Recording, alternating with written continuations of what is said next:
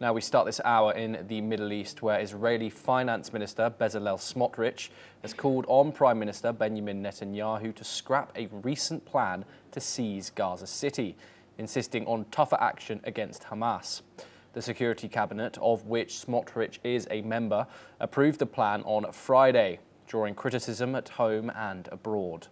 In a video, Smotrich said he has lost faith in Netanyahu's ability to deliver victory over Hamas, claiming the plan was aimed at bringing Hamas back to ceasefire talks. The Israeli military has also warned that the move could endanger hostages and lead to protracted guerrilla warfare. Let's listen in to what the Israeli finance minister had to say. ראש הממשלה והקבינט נכנעו לחולשות, נתנו לרגש לנצח את השכל, והחליטו שוב לעשות עוד מאותו דבר, ולצאת למהלך צבאי שתכליתו אינה הכרעה, אלא רק הפעלת לחץ על חמאס, כדי להביא אותו לעסקת חטופים חלקית, תוך אמירה ברורה, שאם חמאס יסכים לעסקה, גם אנחנו נסכים לעצור שוב, לסגת שוב, לאפשר לו להתאושש ולהתחמש שוב, וחוזר חלילה. ככה לא מכריעים, ככה לא מחזירים חטופים, ככה לא מנצחים מלחמה. איבדתי את האמון שראש הממשלה יכול ורוצה להוביל את צה"ל לשם. אז מלחמה כדי לנצח עד הסוף, כן, גם אם יש לכך מחירים כבדים.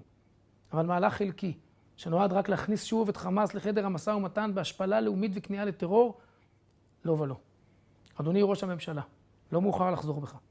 כנס שוב את הקבינט ותודיע בצורה שאיננה משתמעת לשני פנים שאין יותר עצירות באמצע. שלא תהיה יותר עסקה חלקית. שהפעם הולכים למהלך חד וברור של הכרעה וניצחון שבסופם כניעה מוחלטת של חמאס והשבת כל החטופים בפעימה אחת, או הכרעתו והשמדתו המוחלטת. סיפוח של חלקים גדולים מרצועת עזה ופתיחת שעריה להגירה מרצון. רק כך, בעזרת השם, ננצח. We're now joined by Ahmed Fatwa. He's a spokesperson for the Fatah movement. He joins us live from Ramallah. Thank you very much, Ahmed, for joining us here on the discussion. As we just heard, those were statements from the Israeli finance minister, Bezalel Smotrich, a highly controversial member of Benjamin Netanyahu's right-wing coalition. He thinks that this already controversial decision and military plan to retake Gaza City is not going far enough. Given both the domestic and international reaction to this new military plan of Benjamin Netanyahu, what is your analysis on Israel's new moves for their military operation?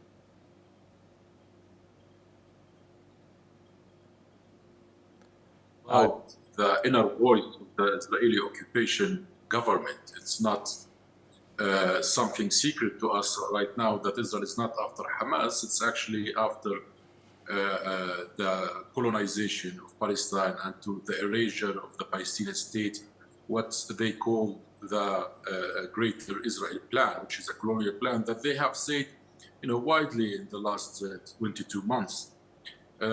This reveals the Israeli actual plans, which is not after Hamas, because we have to admit the fact here that dropping 125,000 tons of explosions on 360 kilometer square land, that's Gaza Strip, to kill a militant group that is no more than 20,000 fighters, the numbers itself reveals that this is a plan to destroy the infrastructure of Gaza and to push the Palestinians into immigration. And what is announced by the Israeli cabinet to reoccupy Gaza aims to transfer the Palestinian people into the south, into concentration camps that aims to push them and deprive them from all lives, therefore to push them into displacement, because now Gaza is decimated without hospitals, without schools, without food, and all this destruction. People would eventually, if they are offered to leave Gaza under that unlivable condition, they might think about it. And that's the plan of Israeli occupation since the very beginning. It has nothing to do with Hamas, because the international community and the Palestinian Authority and the Arab world has provided a way out from this crisis, but Israel continues to refuse going after a peaceful resolution and a peaceful settlement to the issue, or to do any ceasefire. It's not about the hostages, so we have to be clear about that. Now, we also have to take into consideration what they are doing in the West Bank. the annexation plan that was announced by the Israeli Knesset, and the confiscation of the Palestinian Authority tax revenues to weaken the authority. And that's going on for the past 4 years, by the way. Ahmed. So this is all comes in a plan to undermine the Palestinian state. Ahmed, I want to go back to the ongoing situation in Gaza. The 57.5% of Israelis support a comprehensive deal for the return and the release of all hostages and ending the war, with 67% of Israelis favouring ending the war regardless of any other factors. Your thoughts on Netanyahu's actions and some of his closest ministers' statements in regard to the will of the Israeli people? Over half of, nearly 75% of the Israeli people want this war to end, and Benjamin Netanyahu seems to be escalating it. I told you this is their vision from the very beginning. It is October 7 was an opportunity for the Israeli occupation to expand its colonialism. They are not listening to their people. They are not listening to the world. They are certainly not listening to the Palestinians. So they want an endless violence, and that to play on the time, to waste time until they could reach a point of no return. That's their aim.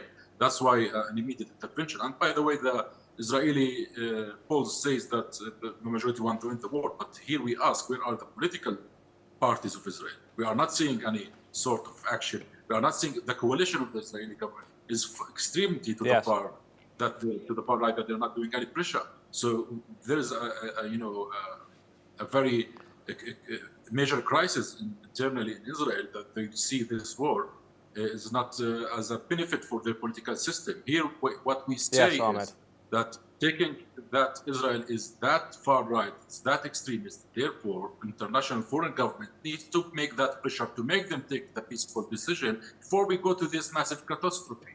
The occupation of Gaza means, decades in future for violence and eruption to the whole. Apologies to interrupt. We have more information coming out of Benjamin Netanyahu's cabinet. Israel's National Security Minister Itamar Ben Gvir has said that he will urge Prime Minister Benjamin Netanyahu at the next cabinet meeting to take immediate steps to topple the Palestinian Authority. Those are, of course, Itamar Ben Gvir's quotes.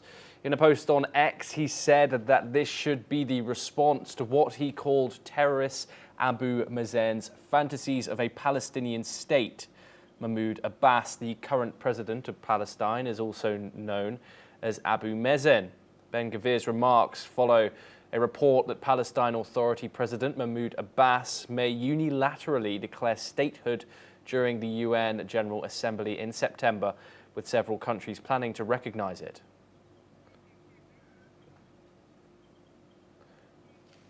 We have a